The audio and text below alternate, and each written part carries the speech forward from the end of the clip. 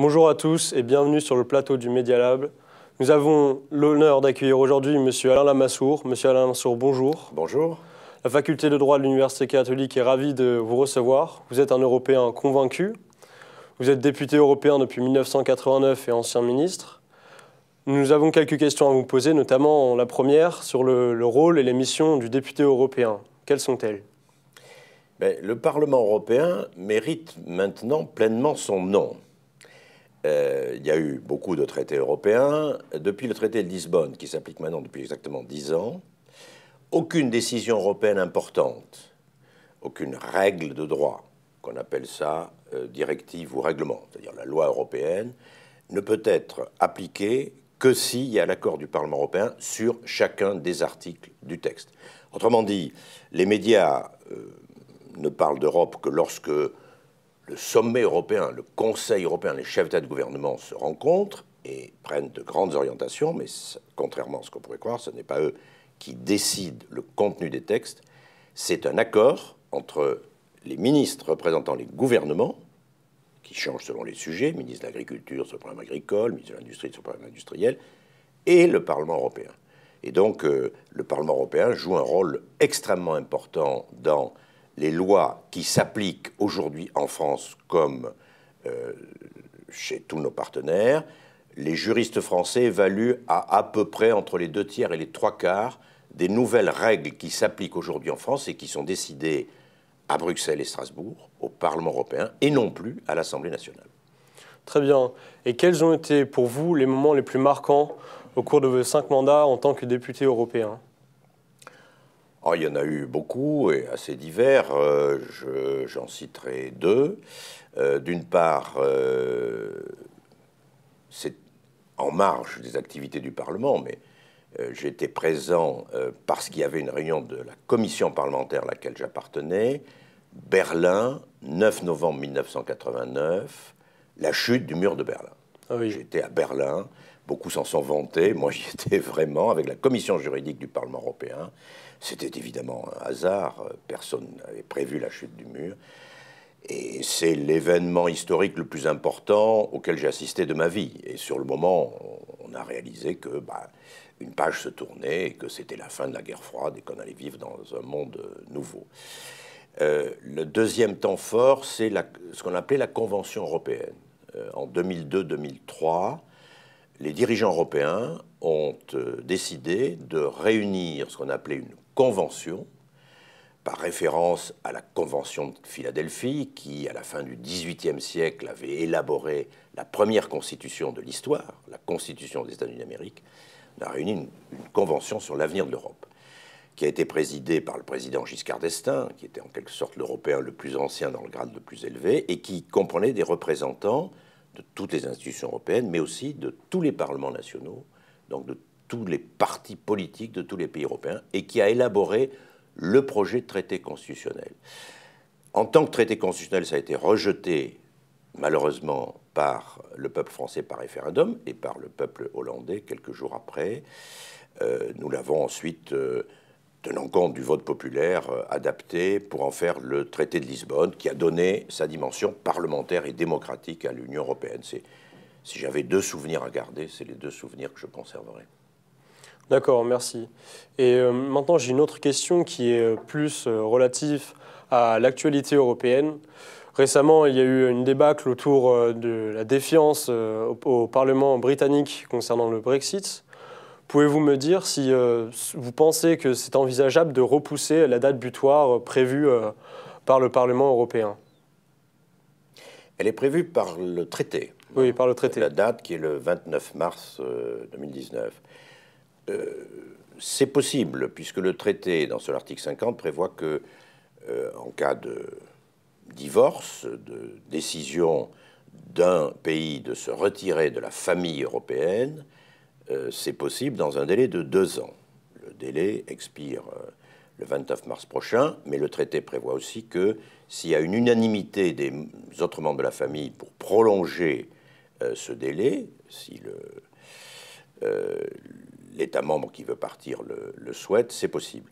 Je le déconseille formellement, pourquoi? Parce que nous avons immédiatement après, le 26 mai prochain, les élections européennes. le renouvellement du Parlement européen. Et personne n'imagine, ni de l'autre côté de la Manche, ni de ce côté de la Manche, qu'on réalise un Parlement européen avec de nouveaux députés britanniques. Et on ne peut pas se retrouver dans une situation dans laquelle, à partir du 1er juillet prochain, un nouveau Parlement européen entrerait en fonction, dans une situation où le Royaume-Uni serait toujours membre de l'Union européenne, mais n'aurait pas désigné ses députés au Parlement européen. J'ajoute que, on l'a oublié, mais ça fait maintenant 3 ans qu'a eu lieu le référendum sur le Brexit. Ça fait 3 ans que, souverainement, le peuple britannique a décidé de quitter l'Union. Je le regrette, beaucoup de monde le regrette, mais c'est une décision souveraine. Or, 3 ans après, le Parlement anglais, la Chambre des communes, ne s'est toujours pas mis d'accord sur le contenu de ce Brexit, ni même sur le solde du passé, le contrat de divorce. Parce que ce dont nous avons discuté avec les Britanniques depuis 3 ans, ça n'est pas sur notre relation future, c'est sur le solde du passé. Quand il y a un divorce, on se met d'accord sur le partage du patrimoine et sur la garde des enfants. Alors, en l'espèce, la garde des enfants, c'est le statut des citoyens européens vivant au Royaume-Uni et des citoyens britanniques vivant chez nous. Il est urgent qu'on se mette d'accord. En 3 ans, ils ne sont pas arrivés à trouver une solution qui dégage une majorité chez eux. Si nous les encouragions à continuer dans cette situation d'irresponsabilité, ça serait une grave erreur. Très bien. Je vais rebondir justement sur ces élections européennes de mai 2019. On observe depuis quelque temps une montée des populismes en Europe. Quel est, selon vous, l'axe à travailler pour les députés européens, les futurs députés européens, afin que les citoyens de toute l'Europe retrouvent de la confiance dans nos institutions et dans les valeurs qui sont promues par l'Union européenne? Le problème que nous rencontrons dans toutes les démocraties, dans les pays membres de l'Union européenne, mais aussi dans les pays européens qui ne sont pas dans l'Union, je pense à la Norvège ou à la Suisse, et que nous rencontrons hors d'Europe comme aux États-Unis, c'est qu'il y a une période de très grande défiance des citoyens vis-à-vis de leurs représentants, quels qu'ils soient. Et je crois que la campagne que nous devons faire, je ne serai pas moi-même candidat, mais j'encourage ceux qui feront campagne, la campagne qui doit être faite, c'est montrer ce que l'Europe peut faire et ce qui ne dépend pas d'elle. Si nous avons créé l'Union européenne, c'est pour traiter ensemble les sujets que nous pouvons traiter de manière plus efficace et moins coûteuse, ensemble que séparément. Il est clair que pour lutter contre le réchauffement climatique, pour lutter contre le terrorisme islamique, pour faire face à tous les défis posés par la pression migratoire venue d'Afrique, qui n'est pas un phénomène de quelques années, qui va durer plusieurs décennies, pour parler d'égal à égal au président Trump aux États-Unis, au président Poutine en Russie, au président Xi Jinping en Chine, nous sommes beaucoup plus forts ensemble que séparément. Et donc, si nous sommes capables de montrer comment, grâce à l'Union européenne, on va pouvoir redonner des perspectives d'espoir et améliorer la situation de nos concitoyens, à ce moment-là, nous leur redonnerons confiance non seulement dans l'Union européenne, mais dans leurs dirigeants, parce que nous traversons actuellement une période, notamment avec tous les débats autour des Gilets jaunes, où il y a une espèce d'inversion des valeurs. Et on a l'impression que monsieur tout-le-monde, dans une conversation de bistrot, connaît mieux les problèmes que les dirigeants, qu'ils soient régionaux, nationaux ou européens. Non, il faut évidemment écouter la base, et écouter notamment ceux qui sont parfois les laissés pour compte ou les victimes d'évolutions économiques et sociales qui les dépassent. Mais il est clair que les grands problèmes et les grands défis du XXIe siècle doivent être affrontés par les dirigeants élus dans des conditions démocratiques. Et donc la campagne des Européennes, j'espère, sera l'occasion de redonner confiance aux dirigeants. J'entends bien. Et j'ai une question maintenant qui est relative à la taxation des GAFA. On a entendu par notre président Emmanuel Macron que le meilleur moyen de taxer les GAFA, ce serait de conjuguer une approche européenne avec un soutien français, notamment à une initiative française. Et finalement, on a l'impression que ça a du mal à se mettre en place. Alors aujourd'hui, le gouvernement semble ouvrir la porte à une taxation des GAFA qui serait uniquement française. Est-ce que vous pensez que ce n'est pas justement un frein à un élan européen pour résoudre les problèmes tous ensemble? Oui, je crois que c'est une mauvaise approche. Moi, j'avais recommandé une approche très différente. D'abord, il ne faut pas se concentrer sur certaines entreprises ou sur certaines activités. L'impôt à bénéfice ou à revenu égal doit être le même pour tous.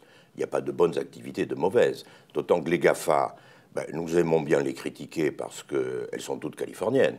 Mais enfin, Google, Facebook, Apple, Amazon, est-ce que nous serions capables de nous en passer? Non. Donc, plutôt que de stigmatiser des entreprises qui, pour le moment, ne sont pas européennes, mais dont nous espérons quand même que d'ici 10 ou 20 ans, il y aura aussi des entreprises européennes, il vaut mieux se mettre d'accord pour un système d'imposition des bénéfices des entreprises qui soit le même dans tous les pays européens, pour toutes les catégories d'entreprises, toutes les tailles d'entreprises et pour toutes les activités. Les plateformes numériques, comme les fabricants d'automobiles, d'avions ou les produits chimiques. C'est un projet qui est sur la table depuis maintenant plus de 2 ans, sur lequel nous avons beaucoup travaillé. Au niveau de la Commission européenne, notre compatriote, le commissaire Moscovici, est en charge. Au niveau du Parlement européen, j'ai présidé moi-même une commission spéciale sur ces sujets d'imposition des multinationales. Et je regrette que plutôt que de se servir de ce travail qui était déjà disponible sur la table et sur lequel on aurait pu avancer et aboutir à des résultats si la France et l'Allemagne s'étaient engagées complètement derrière, la France se soit égarée dans un exercice consistant à inventer une taxe spéciale, un impôt d'ailleurs indirect, sur certaines ressources commerciales, notamment des ressources publicitaires, des plus grandes multinationales du numérique. Cette approche a échoué au niveau européen, puisque non seulement les Allemands, mais beaucoup d'autres pays européens n'en voulaient pas, et on serait stupide de créer, pour ce genre d'activité mondialisée, un impôt purement national, parce qu'on défavoriserait l'implantation en France par rapport à l'implantation chez nos voisins européens. Le président s'y était engagé, il y aura une forme d'imposition, mais qui sera sans doute très minime et qui rapportera très peu, quelques dizaines ou quelques centaines de millions d'euros, et qui ne sera pas très positif pour l'économie française, ni pour l'avancée de l'Europe. Et donc moi je souhaite qu'on reprenne la première approche, qui était celle de définir de la même manière ce qu'est un bénéfice imposable en Europe. Nous avons en Europe un espace commercial commun, nous avons avec l'euro un espace monétaire commun, il faut que nous ayons un espace fiscal commun si on veut que nos entreprises soient à armes égales pour se concurrencer sur le grand marché européen. D'accord, merci. J'ai une dernière question qui est relative à la coopération renforcée et j'ai cru comprendre que c'était un sujet auquel vous étiez attaché.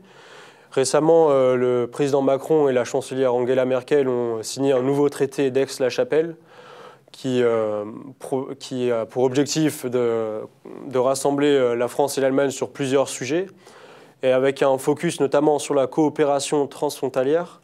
Pensez-vous qu'on peut adapter ce schéma franco-allemand à d'autres régions frontalières en France, comme par exemple peut-être le Nord avec la Belgique, ou est-ce que vous pensez que c'est une approche qui est uniquement franco-allemande? Non, je crois qu'effectivement, comme le président Macron, je crois qu'il y a un potentiel très important pour les coopérations renforcées et les relations entre États à l'intérieur de l'Union européenne.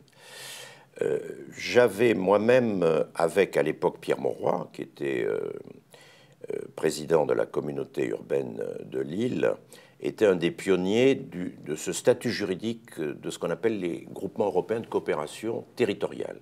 Aujourd'hui, la métropole lilloise relève de ce statut juridique qui permet à une agglomération s'étendant dans 2 pays différents, et dans le cas de la Belgique, en plus, dans 2 régions différentes de Belgique, de gérer en commun un certain nombre de services publics ou de mener à bien un certain nombre de projets communs. C'est une excellente chose. Nous avons d'ailleurs modernisé en 2013 ce statut du groupement européen, et je me réjouis que dans le cadre du traité franco-allemand, on puisse faire à Strasbourg ou sur d'autres parties de la frontière franco-allemande ce qui s'est déjà fait, aussi bien d'ailleurs du côté de Lille que du côté de Dunkerque. Mais au-delà des régions frontalières, il y a la possibilité de lancer des politiques européennes communes dans des domaines qui sont de compétence de l'Union, si les États le souhaitent, et où tous les pays ne veulent pas avancer à la même vitesse. Alors sur des sujets tels que la politique de défense, c'est évident, mais aussi la politique migratoire, la politique de sécurité intérieure. Est-ce qu'on fait de Europol l'équivalent d'un FBI européen ou pas? Certains pays, au départ, ont des réticences, de principe, ou pour des raisons géographiques, ou pour des raisons historiques. Respectons-le. Mais à ce moment-là, utilisons les dispositions du traité qui permettent aux 15, 20, 25 pays désireux d'avancer tout de suite, de le faire sans attendre les autres, mais de le faire dans le cadre de la famille européenne. D'ailleurs, si on décide, par exemple, de lancer une politique de l'asile et une politique migratoire commune, si certains des pays ne sont pas d'accord, par exemple, certains de nos partenaires d'Europe centrale et orientale ne sont pas tout de suite d'accord, il y a eu des controverses assez fortes, bon, très bien, qui n'y participent pas, mais qui ne nous empêchent pas, nous, de mener une politique commune, et débattons de cette politique et lançons cette politique dans le cadre des institutions européennes, autour du Conseil des ministres, où on invite tous les ministres des pays européens, même ceux qui n'y participent pas, au Parlement européen, où sont représentés les pays qui n'y participent pas, sachant que lorsqu'on prend des décisions dans ces domaines-là, ne votent que les représentants des pays qui participent. Mais le débat a lieu en présence des autres et de la famille, ce qui d'ailleurs incitera les autres membres de la famille, qui étaient réticents au début, à nous rejoindre après. C'est ce qu'on a fait et qui a réussi pour ce qu'on appelle les accords de Schengen, sur la suppression des frontières intérieures et le renforcement des frontières extérieures. C'est ce qu'on a fait et qui est en train de réussir sur l'euro. On a démarré l'euro à 12 pays, on est maintenant 19. Et je suis prêt à parier que d'ici 5 ou 6 ans, tous les pays, les autres pays qui ne sont pas dans l'euro seront dans l'euro. Et c'est ce qu'on peut engager dans d'autres politiques importantes, mais politiquement sensibles. D'accord. Merci, Monsieur Lamassoure, pour ces réponses éclairées. Et merci à vous de nous avoir suivis sur le plateau du Media Lab. Au revoir.